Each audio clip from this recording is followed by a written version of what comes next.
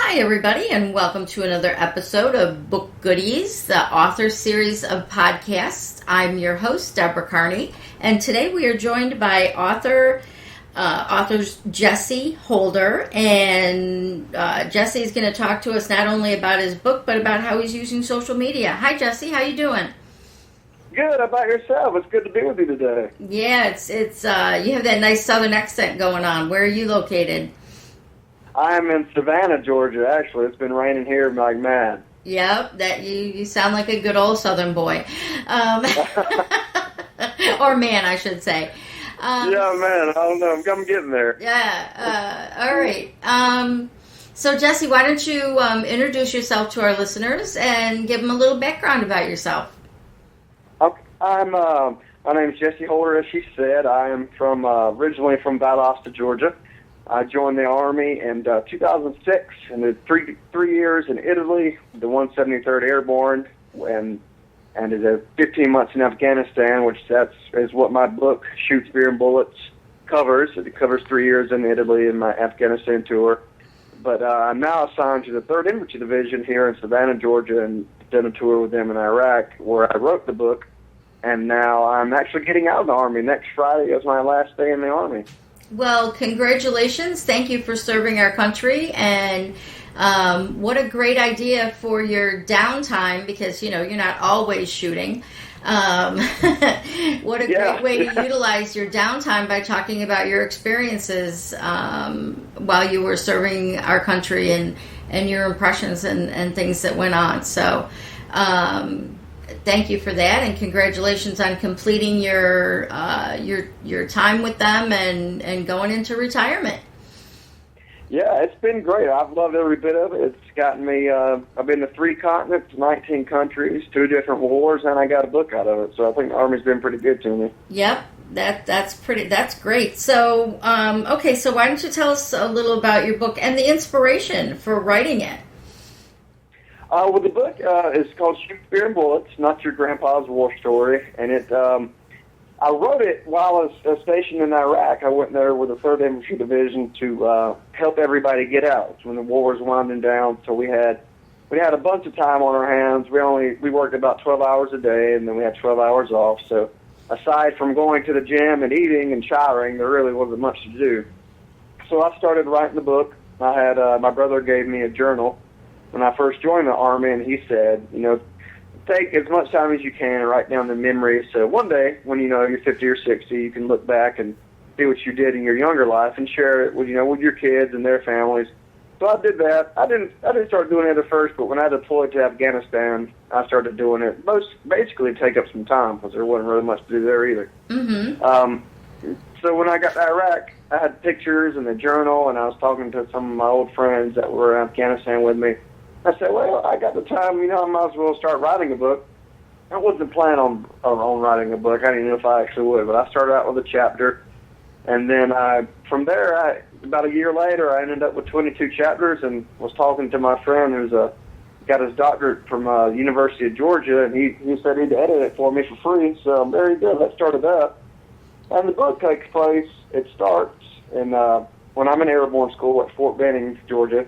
And it follows me there from Italy, and it tells on the training.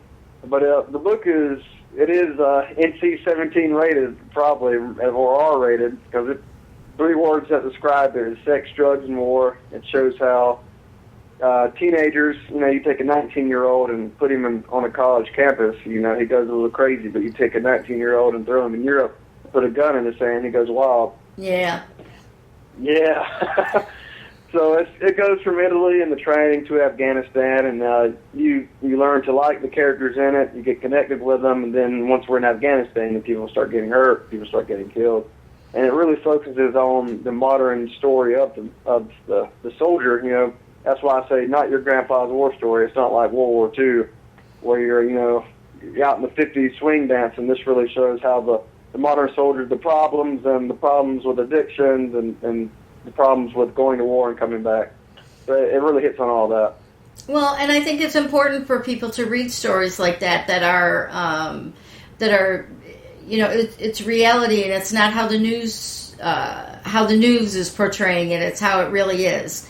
And I think it's a great legacy. And you're writing about history. I mean, this is your slice of history, in American history and in the history of our military. And like you said, sex, drugs, and rock and roll and war. You got to do what you got to do to keep your sanity and to know that tomorrow could be your last day. Even though you said you had a lot of time, you also knew that you could be, 24/7 busy at, the drop of a hat. So you had to be always prepared, even if you were not actively doing something, at that particular moment in time. That's exactly right. We did lived our lives to the fullest, because you never know when the next time you jump out of that plane or when you get caught up you go into combat. That could be it. Yep. And now, do you deal with post-traumatic stress disorder at all, or you haven't had to touch on that yet?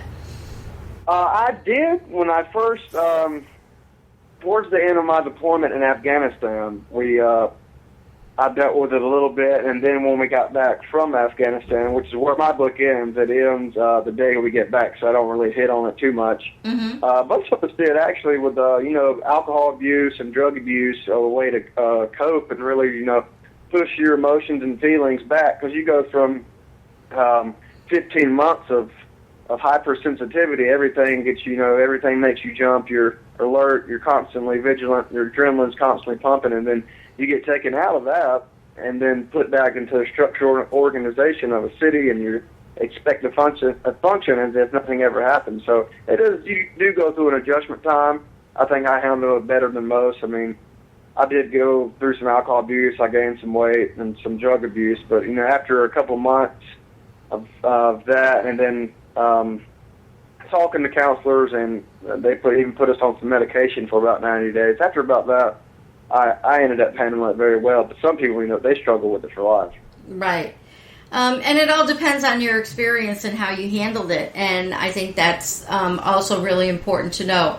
And I haven't read your book, but it sounds very interesting and very realistic. And for other authors that are listening, you can talk about painful things, and that could actually be something that helped you through subconsciously, because you were able to write and get them down on paper and get them out of your head. And there are other authors out there I know that are struggling with writing memoirs or stories about painful times in their lives, and it's really great if you can get through that and express yourself and your feelings, so that other people in your situation know that they aren't alone. Right. It is very therapeutic. It's, going, reliving things and writing about them slowly and listening to music that you were listening to as those things were taking place. And it takes you back to a time, it helps you relive it, and helps you work through it. It is very therapeutic. And I know that's what my counselors were talking about. Write down what you remember and try to work it through it as writing, because it helps you get it from your mind onto paper and actually read it and relive it. Mm-hmm. And, there's a lot of people that say that the only way to get through a painful process is it's going to hang out in the back of your head until you give it somewhere to go. So you've been able to give it somewhere to go and help other people in the process, and help other Americans and other people, around the world understand what it's like to be in several war zones. And I'm sure that even though you're still stationed, you're getting out next Friday, but I'm sure every time you hear a car backfire, you like jump and turn around and look and see. I definitely do. People are always looking at me crazy. Well, and it's just because, like you said, you've been living on the wire, for so long, and everything's been so tight. And do you know of anybody else do you know of anyone else that put their story in writing too, or was it pretty much just you out of your friends? It's been just me. I mean, my friends have been very supportive. Some have been a little leery because I didn't know what I was going to write down, in case I decide to run for office one day. But they were mostly supportive, but I am the only one that has done it. But a friend that is a character in the book, actually a friend of mine, I'm flying. He lives in Seattle, and I'm flying out there in September to do big book signing and a launch party with him. That's awesome. He plays for he's a part of the Wounded Warrior Project softball team. So he's looking forward to it. I'm looking forward to it too. I haven't seen him since Italy, so it's been almost 5 years. That's really awesome. So maybe we'll see you on an episode of Gene Simmons' Family Jewels one of these days, because that's one of his favorite charities is the Wounded Warriors. So there you go. You can get a handshake from Gene and a kiss on the cheek from Shannon. Yeah. All right. So now, if you were to give some advice to someone who has gone through something and is going to attempt to write a book like this themselves, like you said, you started it out one chapter at a time. What advice would you give to someone else who was going to be trying to write a memoir type piece that could be going through a painful period of time? What I would say is don't do an outline. I didn't do an outline. I know a lot of people do outlines for, which I can understand doing one, especially if you're doing a fictional work. It's like Lord of the Rings. It's a big process with a lot of moving parts. But if you're going to write a memoir, don't do an outline. Start to know where you want to start from, and use whatever items you have to jog your memory. Like I use pictures, I use my journal, and I use music to take me to that place and time and period of my life. So if you're going to do that, start with that, and write past where the hard time was, and write before it. So start before, write up to it, and then write past it. Just don't stop at the piece that is the hard part. Write past it, work through it, and really use it to help yourself. Obviously I wrote the book for other people to be entertained, but I also wrote it for myself to get this time period of my life behind me and then continue to move on. And it isn't all pain. There are, I would imagine, there's some fun times in there too. Like you said, it is kind of NR-17 rated. Yeah, it definitely is. Oh yeah, I mean the hardest times are Afghanistan. We know people that you have connected with, and reading the book start getting hurt and and even dying. Mm-hmm. And that's got to, there's so much that goes into all of that. And, we watch movies like Good Morning Vietnam or Apocalypse or whatever, and we just don't, you connect a little bit, but I think if you read what someone has written rather than watching a movie, because we look at movies as entertainment and we go, well, they fictionalized that. That didn't really happen. And then when they read a book that is written by someone who's there and gone through it, then they're like, oh, wow, this is what it's really like. And I think there's a better connection there. I totally agree, because you watch movies in the theater and the explosions and the bright lights, and, it's just so overwhelming, but you read a book, it allows your mind's eye to take in what's happening, and you can interpret it a different way. Yeah, and you get to know people, and then those people get hurt or they die, and again, in a movie, oh, that's all fake, but in real life, you're like, even in Forrest Gump, the time that he was in Vietnam, it's still, even if it was based on a true story, it's still fiction in your mind when you're watching it on a movie. So I applaud you for taking on the project and getting through it. And now, one of the things that you had said was that you used a lot of social media to promote your book. Can you talk to us a little bit about that? Absolutely. Yeah, I started out, I didn't even know the book was out, actually. I told one of my friends, texted me and said, I found your book on Amazon for sale. I said, already? He said, yeah, it was up there yesterday. So I had to call my publisher and indeed it was for sale. So I started they didn't even tell me. How about that? All right, so let's talk, before we talk about social media, let's talk about your publisher. Yeah.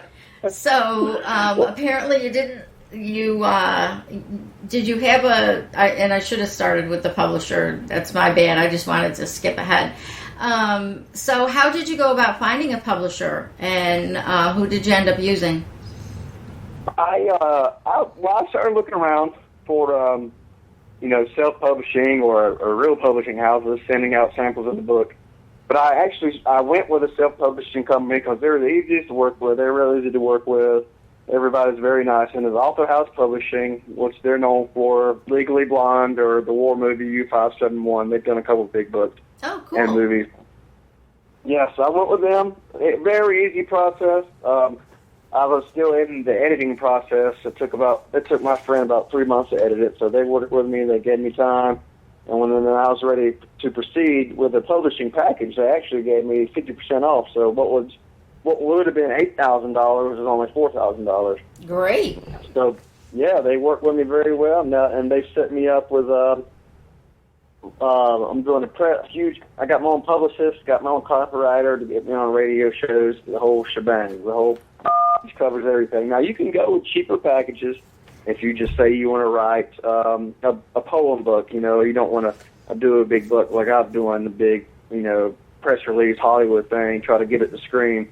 If you just want to do something simple for, your family and friends, and they have packages starting out, I think like the cheapest one's $350, and they'll publish your book for you and everything. Right. So it doesn't all have to be, glamorous, big style, like I'm trying to do, trying to put it in everybody's ear. If you just want to do it for your city, your town, something for yourself, you can do it very, very good price. And how did you come across Author House? Just when you were going through different places, they just came across your desk, or somebody referred you? Actually the internet search, when I found them, I was looking at Dorrance Publishing House, but then Author House came across on the search I put in, and I went with them, and I sent them an email message, and they called me the next day, and it went from there. Nice. All right, so now let's get back to the social media where your publishing house forgot to tell you your book was live. Yeah. My friend told me, it's live, it's for sale. I said, oh, well. So the next day I started a Facebook campaign.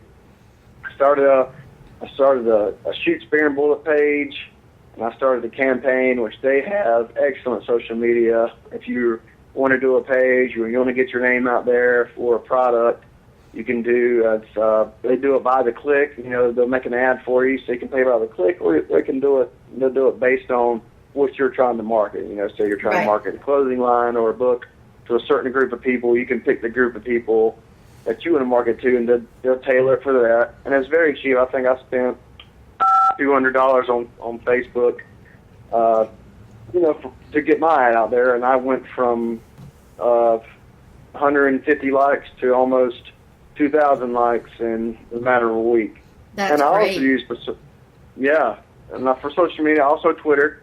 Used Twitter, and I did an account with Author News, and what they do is they promote your book on Twitter, and they promote it on their page, and they just keep promoting it for 15 days, and that was only $20. And then also I'm doing a virtual book tour with the VBT Cafe, and what it is a virtual book tour. You go through, instead of like making different stops in cities and towns, they put different stops on blog posts. So every other day or every day, you'll stop at a different blog, and the owner of that blog, someone will review your book, some will just make a comment about your book, and they'll put the links that it's for sale on, and they'll put other people can post blogs about your book that have read it, and there's also a raffle, or what you call a raffle copter. Yeah. People can place their name in the hat, and whoever at the end, like for what I'm doing 3 signed copies of whoever wins the raffle. And so that goes for about, I think mine started on July 18th and it'll end August 27th. So about a month of different blogs that you use, and that was a good price as well. I think that was $50. So for a month and a half of publicity almost, you use social media for Twitter. They do Twitter as well and blogs, and they'll post, like I have an official trailer of my book on YouTube. They'll post that on their different web pages as well. Okay, awesome. I actually just put out a call for authors to discuss with them that have video book trailers and how they think those are performing and how yours was actually created. I created mine myself with a Windows Movie producer. Yeah. It's a Windows program on Vista. I'm sure the newer ones have it as well. and it'll edit it for you. You can edit it yourself, add music, and my trailer looks just like anything you'd see in Hollywood. It took me about 2 hours to create. I put it up on YouTube. I also used YouTube to promote it. I paid them about $50, and I went from 450 views to almost 5,000 views now of my trailer. Wow. In just a week. Make sure that you email me the link to that so I can put it in the show notes. I definitely will. Because that's really important. YouTube trailer. Oh, you can find it yourself right now. It's just Chutes Beer and Bullets on YouTube. Say that again slower. It's Chutes Beer and Bullets on YouTube, just like the title of the Bullets. Book. Okay, cool. That's really neat. You have really embraced social media. Are you using Goodreads for anything? Am I using what? Goodreads. It's another platform for authors to connect with readers, and it's. No, I don't think I'm using that. Okay. I'm using Library Thing. Library Thing. Okay, it's similar to Library Thing. And how are you utilizing Library Thing? Because that's one that a lot of our listeners may not know about yet. So Library Thing is basically a social media book platform. It's books only. And what you can do, you create your profile, whether you're an author or whether you're just an avid reader. You go in, you can add your different titles.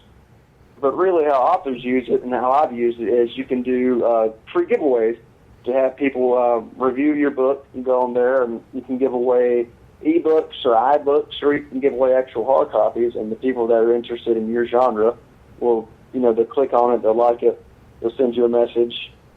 And after you can pick a certain time for people to like or send you a comment. Like I did a 10-day giveaway. I gave away 4 copies for early review. And then once the time is up, you pick the people that you would like to review and you send them the book, and they review it, and they'll post it on your Library Thing profile, and which also flows over to Amazon and gets your reviews out there for either likes or dislikes. But all my reviews have been positive, so I guess I'm doing pretty well. Awesome. You really are hooking into some, and I'm sure, did Author House point you to do all these different social media things, or did you find some of them on your own? I did them all on my own. They kind of, after the book was published, they drug their feet for about a month to get me all my publicists and all that. But it's happening now, but for about a month I was on my own. So I knew about Facebook, of course. I didn't really know about Twitter. I was doing that on my own. And I looked around. The internet is really your friend. There's so much information on it, especially for the virtual book tours and all that I found on my own. And it's really helped out a lot, especially with sales for Kindle and Nook versions of the book. Well, and that's important for our readers, our listeners to understand too. Is that the virtual book tours? People kind of get a little scared. I was worried that if I did a virtual book tour, that I was going to have to physically go post my book to all these places myself throughout, like a 1 month period or whatever. And there are a couple different ways that book tours are handled, but like you said, usually it's the blogger themselves that blog, and if you do a guest post, you can do it ahead of time, and you can just have it scheduled to come out on the day that you want it to come out. So there's no reason to be afraid of a virtual book tour, and they seem to be gaining in popularity, and that's what we need. That's exactly right. I signed up for it, and the website in charge of it, they planned it all, and they sent me, different Q&As I would have to do, or the reviews, or the guest blogging, like you said, and the person in charge of that blog will get in touch with you to say, I need this guest blog by this date. So they'll usually tell you about 2 weeks ahead of time, and then you do your guest blog on really whatever topic you would like to do, and you send it out, and they'll post it up on their website. It really is hassle-free, That's exciting. And now, okay, so we talked about if you wanted to, if someone was going to write their memoir, how would you go about it? And you gave us great advice saying not to outline it. What else? You used a lot of things. You used photos. Did you use photos that you took or your friends took, or just photos from newspapers, or when you said you were using photos? I used my actual photos and that I took and my friends took in Afghanistan, and also the photojournalist / filmmaker John D. McHugh. He works for the Associated Press. I used some of his photos as well. He was embedded with us, and he actually got shot in the stomach, then came back 2 months later. I guess he just loved it so much. Wow. Being in the action. Yeah, he's an adrenaline junkie. So I used his photos as well. He was with us for a couple months. But yeah, photos of my actual time in Afghanistan that I took, and mostly that my friends took, so I could, take my mind back to that place and remember what I was going to write. And then you mentioned music, and that seems to be a recurring theme in a lot of war movies. Now, is the music, is it played throughout wherever your base is, or is it just, what you listen to on your own headphones, or how does music play into all of this? Well, I use music that I would listen to, like on my own headphones, in Afghanistan to release some stress, to calm me down, when I have some downtime. And music is really important because your mind, just like smell, if you smell, you're with somebody, you're out and about, and you smell something, and then, but that smell takes you back to a decade or 5 years ago when you smell that same smell, but a different spot, and it's a memory. And music is the same thing. You can be listening to somewhere, when you were younger in the summer, you were listening to these songs, and then 10 years down the road, you hear it, and you remember that summer from when you were a child. And the same thing with Afghanistan. I would listen to the usually Dave Matthews Band or their alternative British rock band King. Would listen to them, and it would take me back because that's what I listened to in Afghanistan. That's really cool. And, again, we think of like the TV show MASH where they had the loudspeakers and, every now and then they would play the music and on the loudspeakers and stuff. But with today's technology, you have your own portable music that you can take with you, and you can listen to what calms you down, or, like you said, you're listening in your own head to the music that you want to hear instead of just generic what the Army wants to play or the Air. You were in the Air Force, correct? No, I was in the Army. Yeah, the paratroopers. Okay. Details. Okay. Details. You were in the military. Yeah, exactly. So, well, you've shared a lot of really great information with us. I'm really excited that we were able to get together and do this interview. Do you have any parting thoughts for any new authors out there, just in general? Yeah, I would say, whatever your desire is to write, whether it be about war, or about religion or about a self-help book, write it how you want to write it. Editors are good. My editor is excellent, but, he had some thoughts that I didn't particularly share. Ultimately, the author should have final cut. So write how you want to write. Like my book, as you said, it could be R, NC-17, but that's how war is. That's how the Army life is. Write how you desire to write. Don't let somebody tell you how to write. Mostly in this politically correct world we live in, somebody 1,000 miles away can tell you that's not right. You shouldn't do that. But in writing, it's how you want to write it. Look at old writers. Edgar Allan Poe, he broke the mold in writing. Nobody told him to write the Telltale Heart, but now it's a classic story. Everybody loves it. So follow your heart, do what you want to do, and don't let somebody tell you how to write. And that's perfect. And I often use that, and a couple of authors have used like Shakespeare as an example. And, back in the day, they didn't have genres. Nobody told them how to write what they wrote. They just wrote it straight from the heart, how they wanted their story to be. And that's how authors should still be today. And hopefully with the changes in the publishing industry, we'll be able to see a lot more of,